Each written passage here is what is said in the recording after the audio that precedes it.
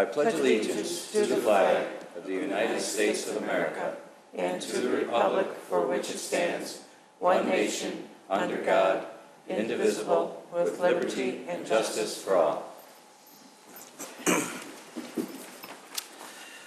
Roll call. Clerk Simpson. Trustee Vito? Here. Trustee Kruger? Present. Trustee Lang? Here. Trustee Papantos? Present. Trustee Brady? Here. Trustee Vogel will not be here this evening. His brother passed away Saturday. And President Horker. Here. I would be looking for a motion to approve the minutes of the regular meeting of November 20th. So moved. Second. Motion Trustee Papantos, second Trustee Kruger. Roll call. Trustee Vito? Yes. Trustee Kruger? Yes. Trustee Lang? Yes. Trustee Papantos? Yes. Trustee Brady? Abstain.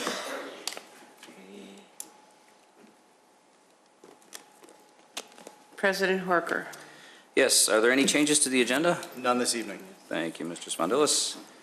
Proclamations, appointments, oaths, citizens' concerns and comments. Clerk Simpson. Members of the public may address the board with comments regarding only those items that are relevant to village business. No citizen shall speak for more than 5 minutes without consent of the board. Members of the general public who wish to address the board must sign the request to speak form prior to the commencement of the public meeting. Ms. Wilson? Just as a reminder to the public, citizens make comments and express their concerns, and for the board to listen, neither the board nor staff will be required to answer the questions.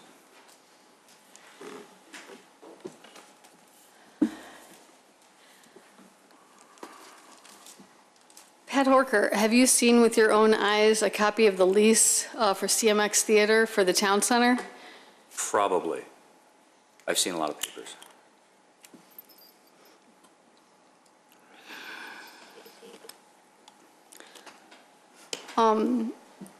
It's my understanding that CMX Theater is in a position legally that they can back out of the town center if they so choose because they're not bound by a lease. Can anybody else on the board tell me whether or not this rumor is true? It's kind of concerning because I'm thinking a lot of the anchor, if that's the anchor, the other businesses are kind of counting on the traffic that the theater brings in. I am hearing that the village does not have a lease from CMX Theater. Okay. I'm not in the restaurant business, but I would imagine that if I were opening a restaurant, I would be counting on that theater traffic to assist. Pat Horker, before the election, you referred to the town center as the big experiment. You thought it was foolish. I was very disappointed to see you vote for it, and I'm even more disappointed tonight that you cannot tell me affirmatively or not whether or not we have a lease for that anchor store, because that seems to be the big promise. I think you got a lot of the village's support counting on that being a done deal. So I think it would be of more interest to you that we have an actual lease. I'm concerned because I'm worried that you're trusting in blind faith in John Spondylus to tell you straight up, and I would like you to, you're our fiduciary, I would like for you to be more certain of those things before you make a vote, especially for something that previously you thought was a foolish move. In November, Martha Perego from the International City Manager Association, a organization that John Spondylus is subject to, their ethics review, they told me that the ethics investigation into John Spondylus was complete, and I was hoping you could tell us the results of that investigation and what came of that. Apparently, the ICMA is highly confidential. They can only tell me that the investigation was complete. I filed the investigation. I filed my complaint in March after learning that the previous village president had gotten, the vehicle and was on the record at the December 5th meeting saying that he had, unrestricted use of it. And then March 20th, Spondylus is saying that the elected officials gave him the use of that vehicle, and that is basically abdicating his responsibility it's handing over to you. And in my January 9th meeting with Ferrolo, he told me that this form of government that we have is supposed to insulate, it's supposed to be more professional, where the elected officials don't make the day-to-day decisions in the administration. It's supposed to keep like a line of separation. And when he said that at the March 20th meeting, it blurred those lines, and I feel like we have lost the benefit of the Article 5 form of government. So I do hope that you evaluate him based on that. I'm opposed to this raise, although I'm pleased that it's finally smaller than all the others have been, 2.5%. I don't think he deserves it. I don't think he deserves employment with the village at all. And I think that I'm very concerned that Mayor Maluzzi, when I asked for developers who had expressed interest in the town center property, she gave all kinds of excuses why she couldn't produce records. I feel that he's holding out on you and other investors that maybe could have done the development without TIF money. I think you guys, I really hope you all get really good look at the FOIA requests, the responses that Maluzzi has given me, and maybe look into, you know, what the reasons are and if you think they're legitimate, but I think it's withholding from the village. The other thing I'm very disappointed in, Pat Horker, you took the change in the rules that we have to address the board as a whole, and you were going based on presuming, you know, advice from Ferrolo. I was absolutely jaw-dropped to read that guy that came here with the camcorder that wrote that book. He said he won this lawsuit against Orland Park or something for bad advice they had gotten. The exact language of the new rule you made was what they got sued for, and what got this guy. It was, yes, I looked at the amended complaint filed by Fox and Dujan, and as a result of that, their insurance carrier kicked in. They no longer represent that municipal organization, I don't know if it was the library or the village. But, so he's giving you advice to follow that cost him a client, and that cost that municipal organization a whole lot of money. Thank you, Ms. Wilson. So I would not take Svendelis's advice. Good night, Ms. Or Wilson. Ferrolo's without looking into it more yourself. Mr. Mestasio?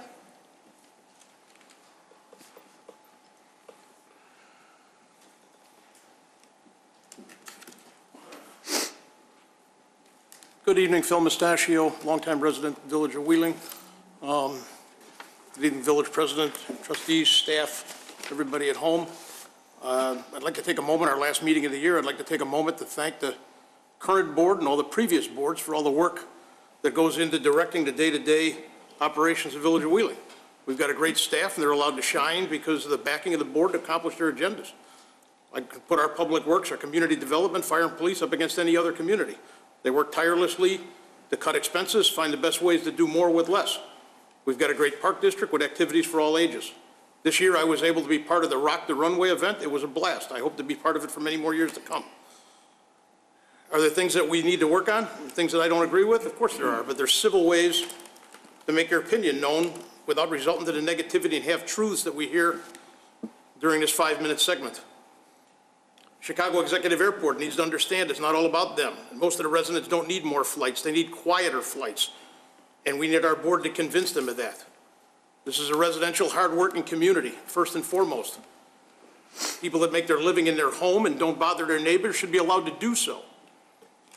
These are the times when we need to unite. For every new project that makes us bigger, we need to remember that there's people that are already here. Wheeling is a diverse community, and there is room for everybody here. In the new year, I'd like to encourage people to get involved. There's many great organizations help our fellow residents, and they're all worthy of our support. I ask people to come to the board meetings, meet their neighbors. And when you run across people in the staff or the board members in town, be sure to thank them for the job that they do and the time that they spend so that we can all have a better community. Merry Christmas and Happy New Year to everybody. Thank you, Mr. Mustachio. That is it. Nope, that's it. Thank you, Clerk Simpson. Staff reports, economic development, Mr. Malenefi. Thank you, President Horker. I simply wanted to provide an update on the Whitley Senior Housing Project on Dundee Road. You may have noticed construction has been dormant. We can't positively confirm all the details, but unofficially, we have learned the project should receive additional funding, and we anticipate the construction to resume in early January. All the building permits are still active and are not in any jeopardy of expiration. We'll provide updates as they become available, but just wanted to provide a brief update to the board. Thank you. Thank you, Mr. Malenefi. You're welcome. Mr. Janik? Thank you. A little bit early, but I wanted to remind everybody, residents out there, that trees, non-artificial trees, will be picked up by Waste Management during the first 2 weeks of January. And there's also, that information is in our website. And there's also information in there about recycling lights. We do recycle lights. You can't drop them off at Public Works. The specific information is on the website and in the newsletter that was sent out this winter. How long will they pick up Christmas trees for those of us who may keep it up till, March? The first, March would be too late. The first 2 weeks of January would be the dates around that time that they pick up the non-artificial trees without decorations or lights. Okay. Director Janik, Yes. what's the times that PW will accept recycled lights? The time is Monday through Friday, 7 a.m. to 3 p.m. And then that would be through February 28th. Thank you. Did you have something? We will do Facebook posts just as the season comes to a close in a couple weeks. This was just our last opportunity to get in front of the public. So we'll make sure that we stay on that social media wise to offer that reminder to our residents. Okay. Have 911 on speed dial, Pat. If you have 911 on speed dial if you keep your tree that long, please. I just very festive sometimes. Chief McIsaac, you got that? Human Services, Sherry Huizar. Good evening. Thank you, President Horker. Well, the Senior Center will be closing its doors December 29th. That will be our last day to hold programming at the Senior Center. We will be having a very large luncheon, and I say that only because we already have 100 people registered. That is for December 29th, and we invite anyone who's interested in coming to celebrate with us, to say goodbye, to see old friends, new friends, to come and join us. Give us a call, 847-459-2670, and you can register up until Wednesday, the 27th. Just to give an update also on where things will be as of January 2nd, our recreation programs, which were held at the Senior Center, have already transitioned to the Community Recreation Center, the Wheeling Park District. You can also register for trips. So these are the off-site programming that we hold. You can register for trips at the Community Recreation Center. And if you need more information, you can always call Senior Services, which will be the former Senior Center phone number at 847-459-2670. Social services for seniors is now provided at the Wheeling Police Department. That's at 1 Community Boulevard. You just need to call again that same number to make an appointment, and we're happy to help you. That includes the lending closet and all of the other social service programming that we provided for seniors. And last but not least, our Lunch at Pavilion Congregate Dining Program, which is a lunch program for older adults 60 years of age and better. It will now be held as of January 2nd at the St. Joseph the Worker Social Hall. That is it's 181 West Dundee Road, and that's right behind the St. Joseph the Worker Parish. Check-in begins at 11 a.m. We serve lunch Monday through Friday. If you would like to register, you can again call 847-459-2672. I want to thank everyone for their patience and all their help in closing down a chapter in our lives and opening a new one. So thank you very much. Thank you, Sherry. Clerk Simpson, consent agenda. Consent agenda. All items listed on the consent agenda are considered to be a routine by the village board and will be enacted by one motion. There will be no separate discussion of these items unless a board member or citizen so requests, in which event the item will be removed from the general order of business and considered after all other agenda items. 11A, ordinance amending Chapter 1.26 of the Wheeling Municipal Code regarding village fees and charges. 11B, resolution adopting the Public Works Department Capital Improvement Plan for the 5-year period for fiscal year 2018 through 2022. 11C, ordinance declaring a surplus and authorizing the sale of unclaimed property possessed by the Wheeling Police Department. 11D, ordinance declaring a surplus and authorizing the disposition of property owned by the Village of Wheeling currently being stored at 1 Community Boulevard. Item 11E, a resolution accepting a proposal for liability insurance coverage from Arthur J. Gallagher Risk Management Services Incorporated and insurance consulting services from Nugent Risk Management Services. Item 11F, ordinance amending Chapter 2.03 of the Wheeling Municipal Code regarding public hearing rules for village board meetings. We're looking for a motion to approve the consent agenda items. So moved. Second. Motion trustee Brady, second trustee Papantos. Roll call. Trustee Vito? Yes. Trustee Krueger? Yes. Trustee Lang? Yes. Trustee Papantos? Yes. Trustee Brady? Yes. President Horker? Yes. New business. 13A, resolution authorizing a 7th amendment to the village manager employment agreement. Wait, 13A. Okay. I'd be looking for a motion to approve the 7th Amendment to the Village Manager's Employment Agreement. So moved. I will recognize trustee Lang, seconded by Papantos. Roll call. Trustee Vito?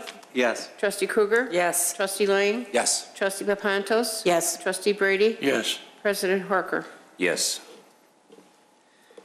I need to open a public hearing regarding the 2017 Village of Wheeling property tax levy, and this all has to be read very carefully, so bear with me. Introduced by Jim Ferrolo.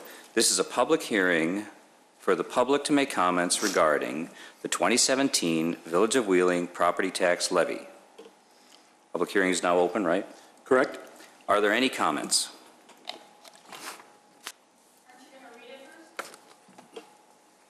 The whole thing? You don't have to. You don't have to read the whole thing. The levy's been discussed and it's been published tentatively. This is the Truth in Taxation public hearing. Notice was published on 12/8/17 in the Daily Herald. This public hearing is required when your aggregate levy exceeds 5% in terms of an increase compared to last year's levy. The aggregate levy is made up of your general corporate levy as well as your what are called special purpose levies. That's your police and fire pension fund in Wheeling. In Wheeling, the increase this year is only going to be 1.58%. It's less than 5%. So technically, this public hearing was not even required. We're conducting this public hearing because the total levy, which includes your general levy, your police pension, your fire pension levy, as well as your debt service levy, that total, as Mr. Monchain discussed at our tax levy workshop, that total is $735,000, which represents a 5% increase. We're conducting this hearing to give the public a chance to talk about or make any comments they want related to a $735,000 increase that represents a 5% total increase. Those are the numbers, Michael. Is there anything else that you'd add to that? No, I think you covered everything. Okay. So with that, any member of the public has the right to comment about the proposed levy ordinance.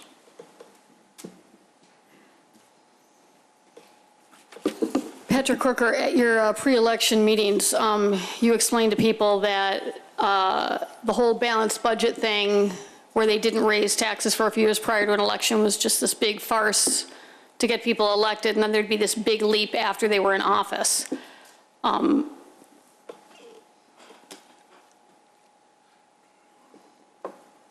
confused by what Mr. Ferrolo just said.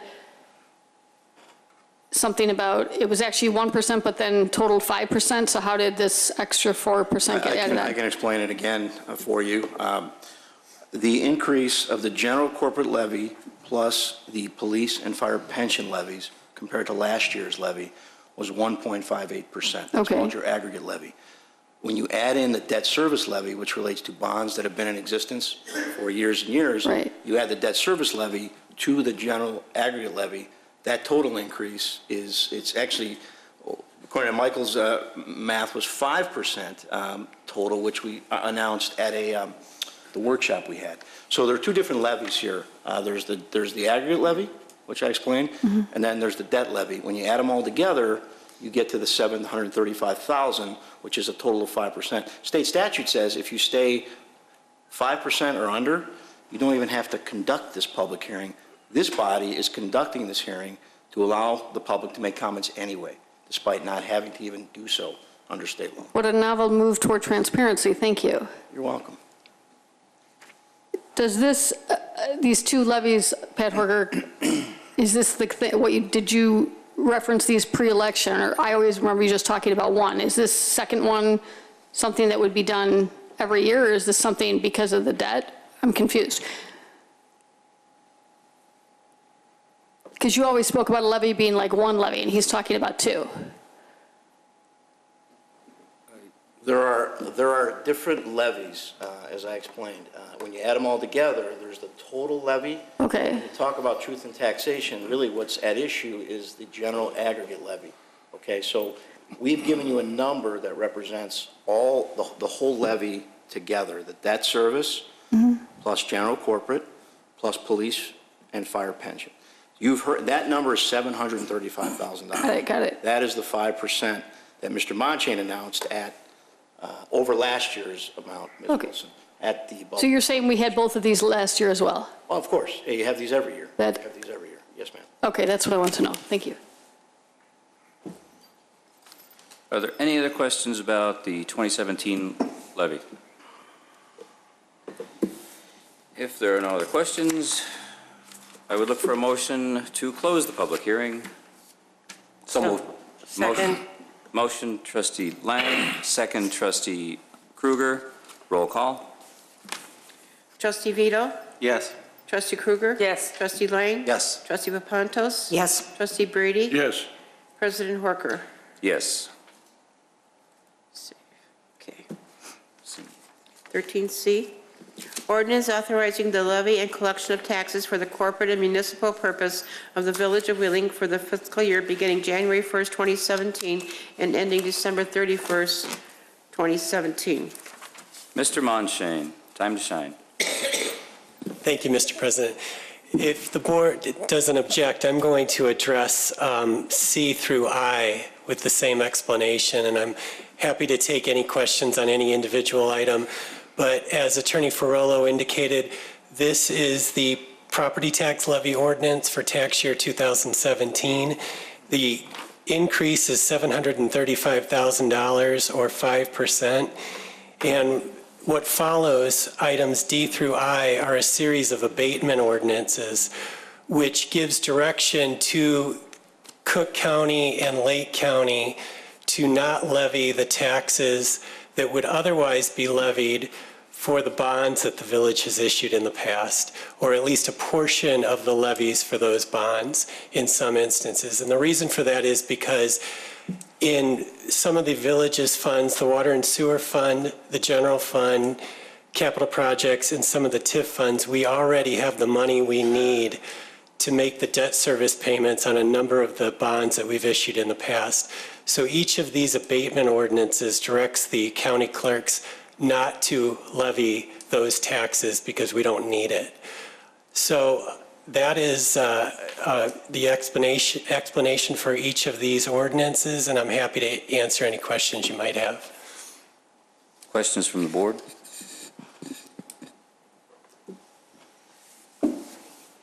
So moved. We're going to do one at a time. I would be looking for a motion to approve item D, abating the 2017 tax levy requirement. Oh, C, sorry. C, okay. I don't have to know the alphabet. Mr. Brady, Trustee Brady? Second. Second, trustee Kruger. Ready? Trustee Vito? Yes. Trustee Kruger? Yes. Trustee Lang? Yes. Trustee Papantos? Yes. Trustee Brady? Yes. President Horker? Yes. And now D is the tax levy requirements for the general obligation corporate bonds for Series 2007. So moved. Motion, trustee Lang. Second. Second, trustee Papantos. Trustee Vito?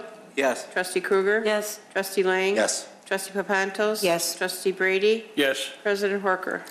Yes. Now we have E, the ordinance abating the tax levy requirements for the general obligation corporate bonds, Series 2008. So moved. Second. Trustee Krueger, second, trustee Lang. Trustee Krueger, trustee Lang? Trustee Lang? No. Okay. Trustee Vito? Yes. Trustee Krueger? Yes. Trustee Lang? Yes. Trustee Papantos? Yes. Trustee Brady? Yes. President Horker? Yes. Now we have ordinance abating the tax levy requirements for the general obligation refunding bond series 2011. So moved. Trustee Papantos. Second. Second, trustee Brady. Papantos, trustee Brady. Trustee Vito? Yes. Trustee Krueger? Yes. Trustee Lang? Yes. Trustee Papantos? Yes. Trustee Brady? Yes. President Horker? Yes. Now we have the ordinance abating the tax levy requirements for the general obligation sales tax refunding bonds series 2012. Motion, So moved. trustee Lang, second. Second. Trustee Krueger, roll call. Trustee Vito? Yes. Trustee Krueger? Yes. Trustee Lang? Yes. Trustee Papantos? Yes. Trustee Brady? Yes. President Horker? Yes. Now H, abating sales tax levy requirements, general obligation water system bond series 2012B. So moved. Trustee Brady, Second. second. Trustee Krueger.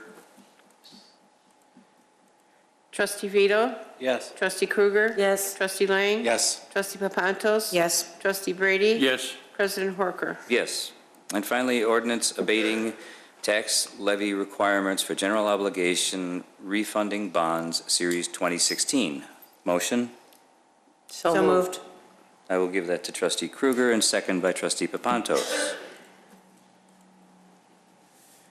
Trustee Vito? Yes. Trustee Krueger? Yes. Trustee Lang? Yes. Trustee Papantos? Yes. Trustee Brady? Yes. President Horker? Yes. Are we there yet? J.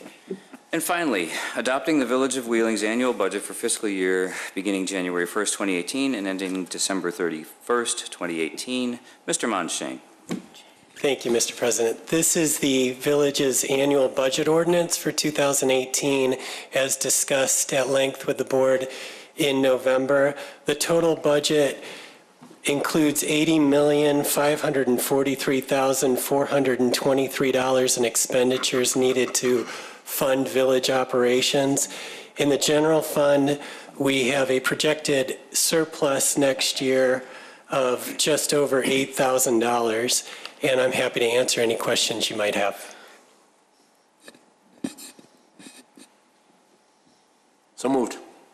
Motion, trustee Lang. Second, trustee Papantos.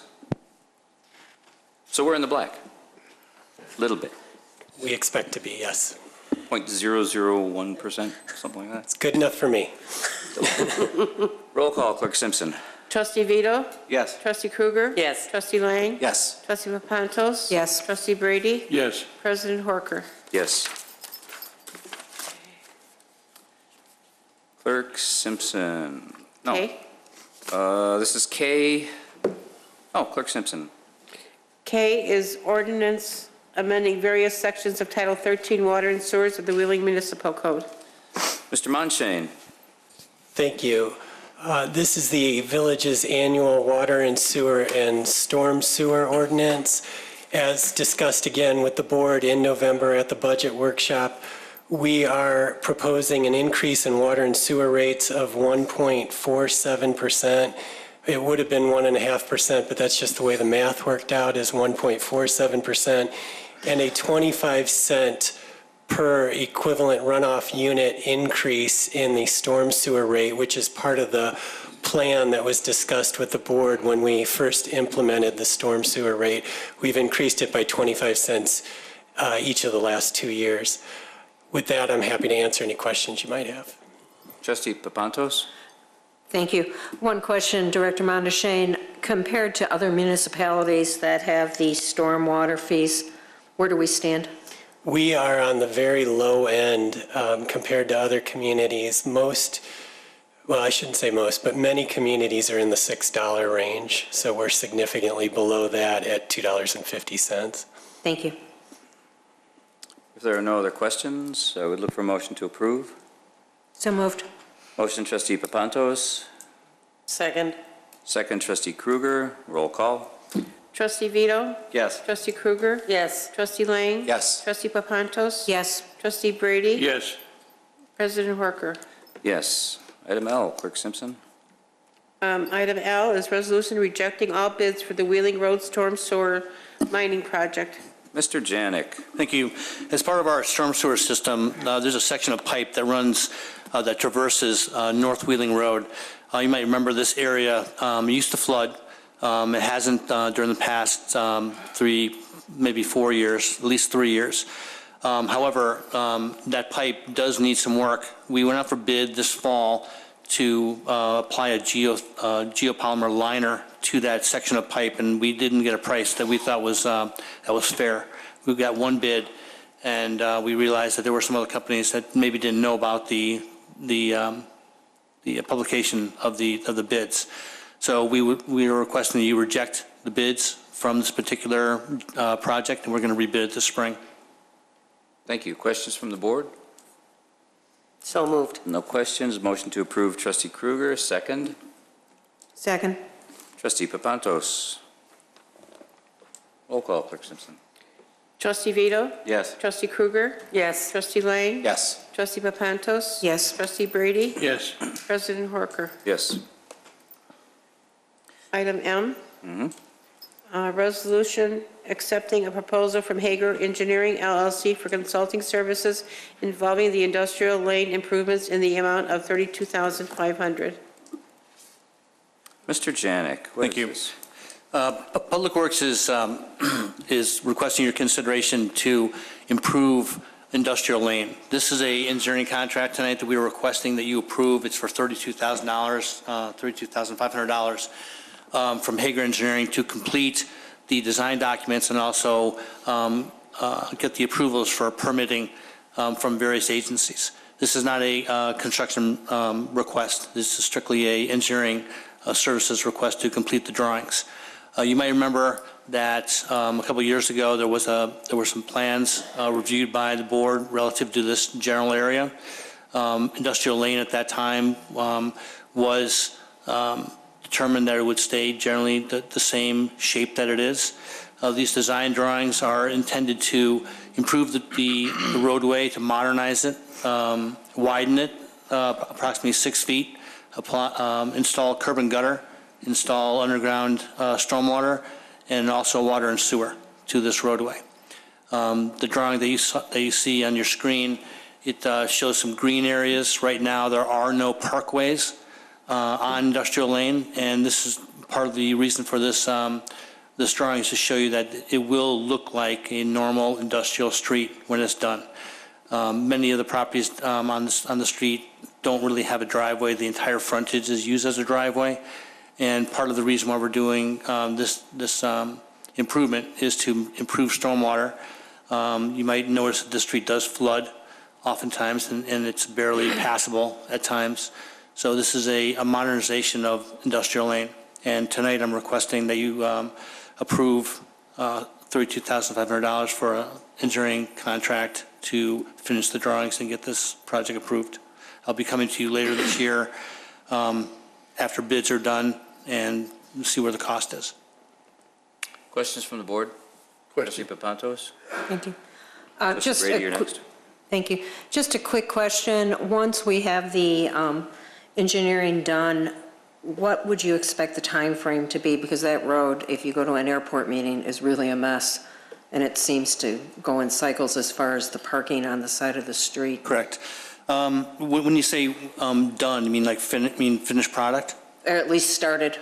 Well, I would like to think that if the drawings get done sometime, well, the approvals are probably going to take probably until middle of March, maybe the end of March, and then we would go through the bidding process. So I would like to think that this project could start maybe in late summer. Thank you, Trustee Papantos. Trustee Brady? Thank you. Mark, have we ever looked at how many businesses will be affected if we put curbs, gutters, and parkways in, eliminating their parking? Well, the way I like to look at this is that this was brought up during the planning process. There's approximately, I like to say there's maybe 15 different property owners on Industrial Lane. Right now, we did institute restricted parking along the roadway. They were parking right to the edge of the asphalt. Now they're set back. Generally speaking, they're set back for the most part. They do stray sometimes, but the street is just, it's not a modern street. At some point, we need to modernize the street. Everything around it is improving, and the street and the properties need to improve as well. Rest assured, I understand that, and I'm not saying they're good or bad businesses, but a lot of these business owners just don't have the room to park. If you look at alongside their buildings, everything else, they're full as it is. If we go ahead and put this in, we're putting some of these people out of business. And although we got to get this area cleaned up, I don't disagree with that, but I don't want to do it at the cost of putting some decent people out of their business. I don't think it's going to put them out of business. I just think they're going to have to adjust their business. We don't allow other companies in Wheeling to park on our parkways. They need to park within their property. Absolutely. I see this as exactly the same thing. There's no reason why we should be treating anybody differently.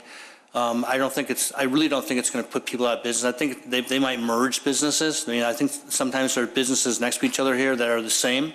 I see merging taking place. I see people adjusting, but I don't personally believe that it's going to put people out of business. They're not. The number of cars that are along the street.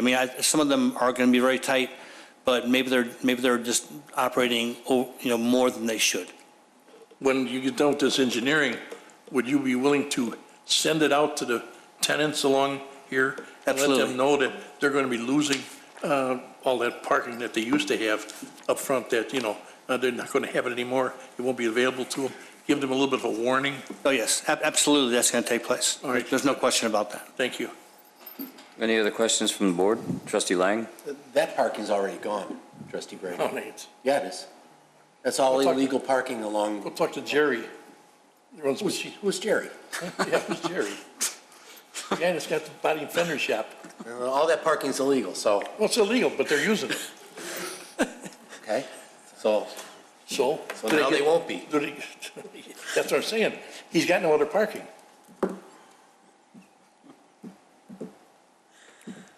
That's all I had.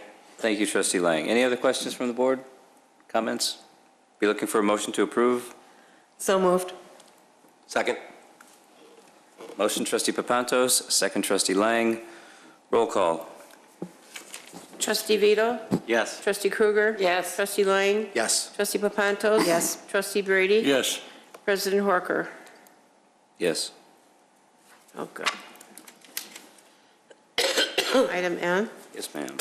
ordinance amending the municipal code of the Village of Wheeling regarding the administrative adjudication of municipal code violations involving minors. Chief Dunn, please. Thank you, President Horker.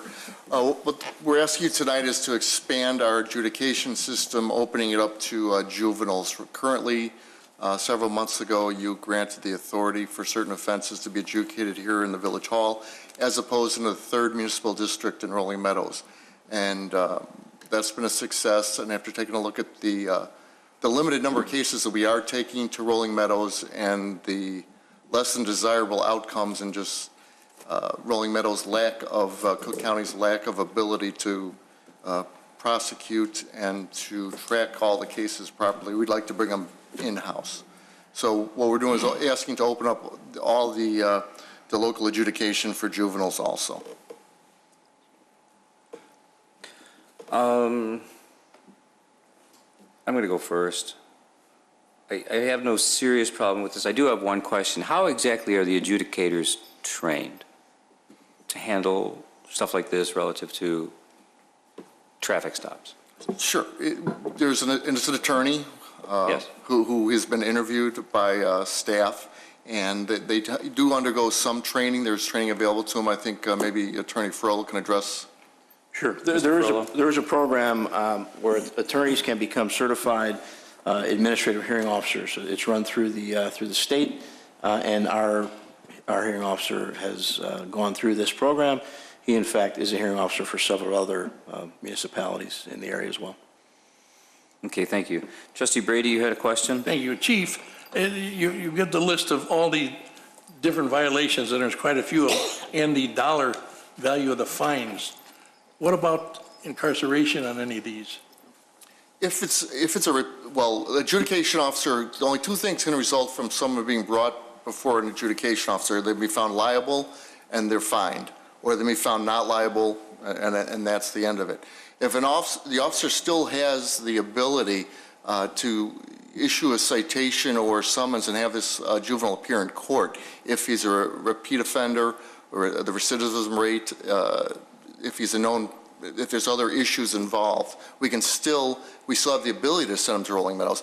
But if we send them here, there are only two outcomes: liable, not liable, and the fine goes with it. Okay, because some of these assault, aggravated assault, battery, those, I mean, you tell me we can just say, you pay a $100 fine and you're done? Yes. There's no jail term or no youth center associated with this? Does this officer have the authority to administer that? The officer has that ability to make the determination whether they're going to send it to the adjudication or if they're going to send it to Rolling Meadows. Now, understand, he doesn't work in a vacuum. He has his supervisors, the corporals and sergeants there to help him with it. But they do have the latitude to do either, depending on the gravity of the offense and, the severity of it. So the person sitting as judge can't sentence somebody to 3 months, but he can send it to Rolling Meadows. The police officer at the outset of just making the determination where they're going to send him, they have that authority. Okay. Once it comes before the adjudicator here, he only has two choices. He cannot set up. Now, if someone doesn't like the decision that's made by the adjudicator, the defendant or the person that comes before the you don't call it the court, but the adjudication officer has the ability to. They have 35 days in which to contest it, to take it back to the circuit court if they don't like the outcome. Most of the time when it's in here, it's a done deal pretty much, that this isn't a violent offender or somebody that needs to serve some time or do something to repent. No, the cases are screened, the juveniles are screened before they're brought here, otherwise they're referred to the circuit court. Quite a long list. It is a long list. It is a long list. But, I'd invite you to join me one day and go to the circuit court and watch how these things are handled, and you'll see why we could handle some of them better here. I don't disagree with you. Good move. Thank you. Thank you. Thank you, Trustee Brady. Trustee Papantos, Trustee Vito, you're next. Thank you. I just want to clarify, we've already been doing adjudication. This is just adding juvenile offenders to the list, correct? That's correct. It's the existing list that we're already handling, and now we're just making it available to juveniles. And the officers will know if it's a repeat offender that they've encountered this particular juvenile often and perhaps needs to go to court rather than adjudication. Yes, and the state's attorney also screens the cases with juveniles, and they'll determine, whether they'll accept charges or not. And so we take a case that we feel strongly about to a state's attorney, and they'll say, no, we don't approve charges. We'll say, oh, okay, that's fine. You're not going to do it, but we will, and we'll bring them here. Thank you. Thank you, Trustee Papantos. Trustee Vito? Yeah, Chief, I have two questions. The first one is, why did we not do the juveniles in the first place? Was it just an oversight, or was there some legal issue, or? It was a legal issue that we wanted to continue to research, and we weren't sure that we had the ability to.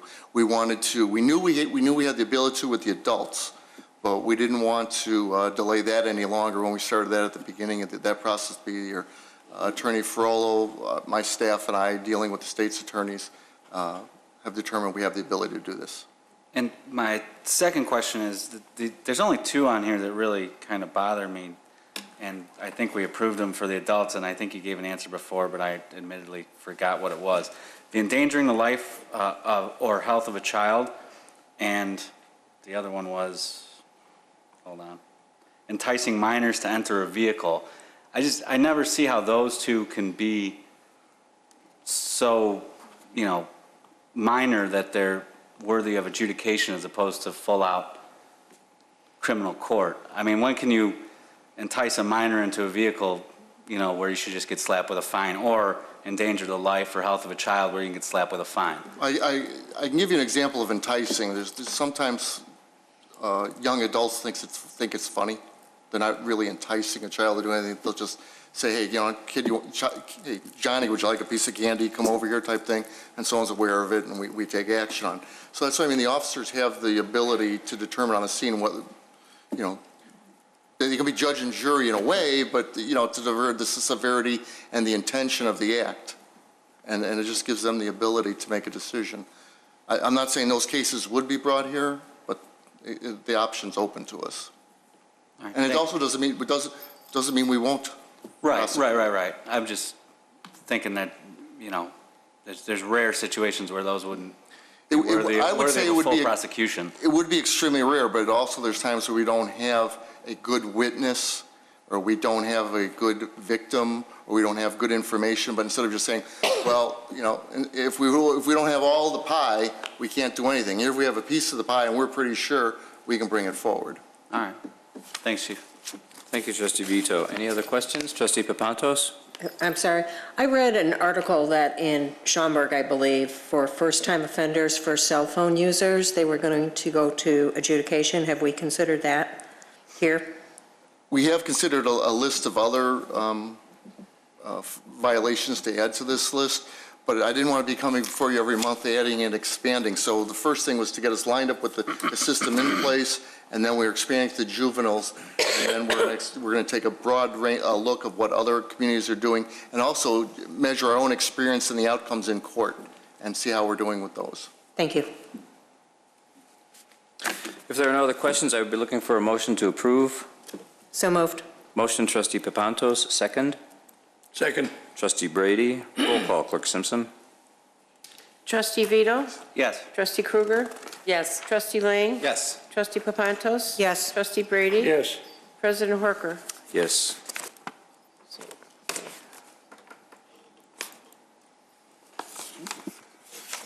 That went quick. What? The whole thing. Official communications. Do you have anything for us? Yes, I do. I want to say a very special thank you to all the residents who helped us with Lollipop Lane, especially all the ones that baked all the cookies and everything, and then all of them that helped us come for the 10 days and showed up every night and helped getting the people to see Santa Claus and Mr. and Mrs. Santa. We did over 2,000 this year. We broke all records, and the weather was in our favor. And I want to wish everybody a Merry Christmas. That's very nice. Thank you. Trustee Papantos? Thank you. First of all, I want to wish everybody a Merry Christmas and Happy Hanukkah, because I don't think, and a Happy New Year. We won't be back together until January 8th, I believe. So I want to get that out of the way. Last Saturday, I had the privilege of volunteering for the Shopping with the Cops. And I have to say, first of all, thank you to Wheeling Helping Hands, who supplied most of the funding, I believe. Human Services, Director Weezer, you and your department had that running so smoothly and really made the holidays for every single one of those kids. But most of all, to our police department. I'm telling you, from the top command with Chief Dunn and his command staff to every officer there, they did an incredible job. I was there checking kids in, and I saw kids who were quiet and shy and almost afraid. By the time they were getting their gift wraps, smiles from ear to ear and talking, and just couldn't wait. It was really a pleasure to see what our community can do to help each other. It was really an honor to help volunteer, and thank you and your staff, Chief Dunn. It was great. It was an outstanding event. It was organized, as you said, by Sherry and Wheeling Helping Hands, and it was an honor to work with them, and we really, speaking on behalf of the men and women of the police department, we really enjoyed the opportunity, and it was a great day. And also, I'd like to thank Walmart for their assistance in that event, because it wasn't easy. Thank you. Thank you, Trustee Papantos. Trustee Kruger? Thank you, President Horker. First, I'd like to publicly thank John Spondilis. You are an attentive, responsible, ethical, and exponentially effective village manager. I believe that you exhibit professionalism in your day-to-day that filters down to your staff, and it's evident. I think what then trickles down to them trickles down to the rest of the employees of the entire village. That's a trickle-down philosophy I can get behind. Your job is basically the CEO of a service-oriented industry, which ultimately is, I count 7 different business units, so to speak: police, fire, public works, administration, economic development, community development, human services, and then when you add interfacing and answering all the questions from this board, as well as the many citizens that reach out to you, you're an outstanding listener first, and in turn, a good problem solver. I want to thank you for your service. Thank you. Second thing I have is to piggyback on Trustee Papantos. I too enjoyed myself at the Shop with the Cops event. I thoroughly was proud to be the photographer, and I hope that the village is able to share some of the pictures that were taken. Certainly some of the police officers that Trustee Papantos and I caught one of them playing with the lightsabers of one of the other children, so we encouraged him to stop that, and in turn he and his shopper child did the Charlie's Angels pose with their lightsabers, and it's just a really great photo, and I think the cops had just as much fun, if not more. It was not you. We all had a really good time, and it was for a really great cause, and it was great to be a part of it. And to the whole entire village, merry and happy. However you celebrate, I hope you celebrate well with your families, and we'll see you in 2018 for what I hope to be another prosperous new year. Thank you. Thank you, Trustee Kruger. Trustee Vito? Yeah, I'm glad our budget is in the black, as Michael said, but I mean, the reality is we are continually raising taxes, and at some point it's unsustainable.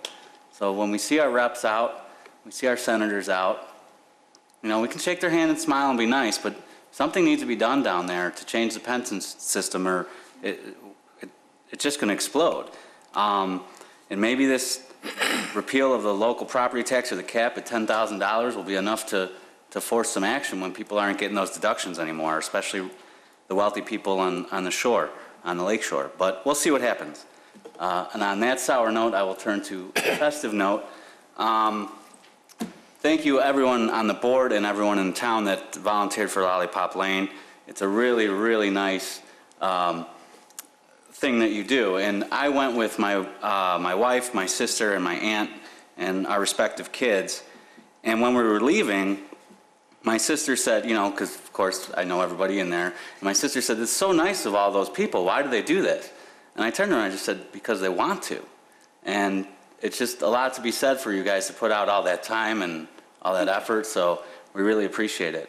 And on a final note, depending on what month it is, your neighbor and my sometimes friend, sometimes enemy, Ms. Christine Dagopol, I wish you a Merry Christmas, not a Happy Holidays, not a Happy Hanukkah, but a Merry Christmas. Thank you. That's all I have. Thank you, Mr. Vito. Christine, you can call Joe tomorrow. Oh, yeah. I hope she's watching. I don't think she is. Staff? Silence. Rest of the board? Trustee Brady, do you have something? Thank you. Well, I too was at the shopping with the cops Saturday, and I tell you, it's heartwarming to see 27 uniformed, rough and tumble policemen taking little kids by the hand shopping and coming out of there, and you don't know who's glowing more, the kid or the cop, but it was something to behold. And you know what? I wish everybody could see this. It was nice. It was something that has to be done to give these kids hope, to let these kids know that these guys aren't the enemy. They're our friends. They're our family. You know, get to know them. And it's all part of what we do to keep things rolling in here. You know, and I wish we could do more things than that, but you know, it's the little things that we can do that we enjoy so much. And I want to thank everybody that was involved. It was ran well, it was good. Secondly, thanks to the Lollipop Lane people and the Historical Society and the Park District, that too had become, so they turned out almost 2,000 visitors in 1 week this year. Broke all records for people attending Lollipop Lane. It was phenomenal. I don't know. I used to play Santa Claus years ago, and I tell you, they're heartwarming, these kids. It's all about the kids. Third, I want to wish everybody a Merry Christmas and a Happy New Year. I mean, everybody. I love this community. We're all neighbors, we're all friends, and we're here for you, and hope you're here for us. Come out and help us when we need it. We'll try to help you when you need it. You know, we won't see each other until after the first of the year. So have a safe, happy New Year, and to you and your families, and to my friends here. This is my family here. You know, Happy New Year, Merry Christmas. Love yous all, and stay safe, please. Thank you. Thank you, Trustee Brady. If there's nothing else, Trustee Lang. What? Trustee Langton? Lang? He hasn't said anything, but I didn't see him ask. Ask Jerry. My throat is scratchy. I'm good. I was watching. Okay, Thanks for calling me out, though. okay. You're welcome. I tried to catch everybody. I didn't want him to forget him. Thank you. Okay. Very nice of you. It will be a few weeks before we see anybody, see all of you again. The weather is beautiful right now, but do realize it is winter and it will not be this nice. I don't care about the science or the politics behind it. The weather's kind of weird. But it will get cold and it will get icy. Do kind of pay attention to some of your neighbors who might not be quite as agile or able as they used to be. Maybe if you see them out there passed out on their driveway, call somebody, or maybe even help them before they get to that point. So have a happy holiday, everybody, and watch out for your neighbors. We have approval of the bills for November 30th until December 31st. I would look for a motion to approve those. 13th, So moved. December 13th. December, 13th. Dyslexic, Reverse whatever. numbers. Whatever, roughly. Was that a motion? Yes, so moved. I'll second it then. You got that?